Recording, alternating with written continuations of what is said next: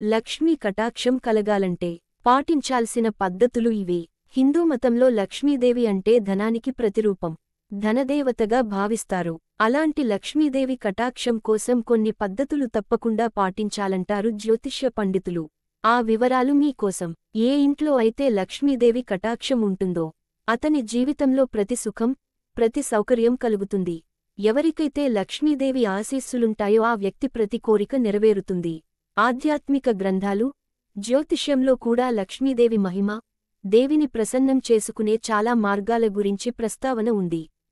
కాని ఏ విధమైన మార్గాలు ఆచరించకుండానే కొన్ని విషయాల్ని గుర్తుంచుకుంటే ఎప్పటికీ లక్ష్మీదేవి కటాక్షం సాధించవచ్చు.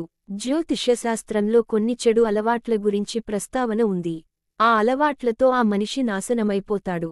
అంతేకాదు సకాలంలో ఈ చెడు అలవాట్లను మానకపోతే ఆ ఇంటి నుంచి లక్ష్మీదేవి వెళ్ళిపోతుంది. ఆ చెడు అలవాట్లేంటో తెలుసుకుందాం. లక్ష్మీదేవి ఇంటి నుంచి వెళ్ళిపోవడమంటే ఆ ఇంట్లో దారిద్ర్యం తిష్టవేయడమే. అన్నం లక్ష్మీదేవితో ముడిపడి ఉంటుంది. చాలామంది ప్లేట్లలో ఎంగిలి భోజనం వదిలేస్తుంటారు.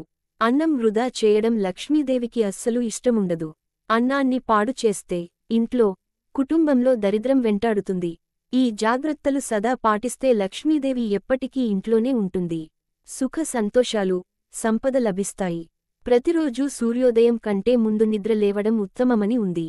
బ్రహ్మ ముహూర్తంలో లేవడం శుభప్రదమని అంటారు.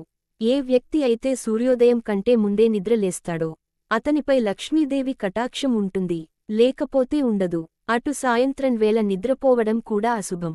సాయంత్రం నిద్రపోతే ఆర్థిక సమస్యలు చుట్టుముడతాయి. లక్ష్మీదేవికి శుభ్రత అంటే చాలా ఇష్టం. అందుకే లక్ష్మీదేవిని ఇంట్లోకి ఆహ్వానించే ముందు ఆ ఇంటిని శుభ్రంగా ఉంచుకోవాలి. ఏ వ్యక్తి ఇంట్లో శుభ్రత ఉండదో ఆ ఇంట్లోంచి లక్ష్మీదేవి కోపంతో వెళ్ళిపోతుంది. నిర్ణీత పద్ధతిలో ఉదయం వేళ శుభ్రం చేయాలి. జ్యోతిష్యశాస్త్రం, ధార్మిక గ్రంథాల ప్రకారం చాలామంది ఉప్పుని చేతుల్లో ఇచ్చేస్తుంటాం. కానీ అలా చేయకూడదు. ఈ అలవాటు వల్ల లక్ష్మీదేవి ఆగ్రహానికి లోనవుతుంది. ఎప్పుడైనా ఎవరికైనా ఉప్పు ఇచ్చేటప్పుడు ప్లేట్లో పెట్టి ఇవ్వాలి.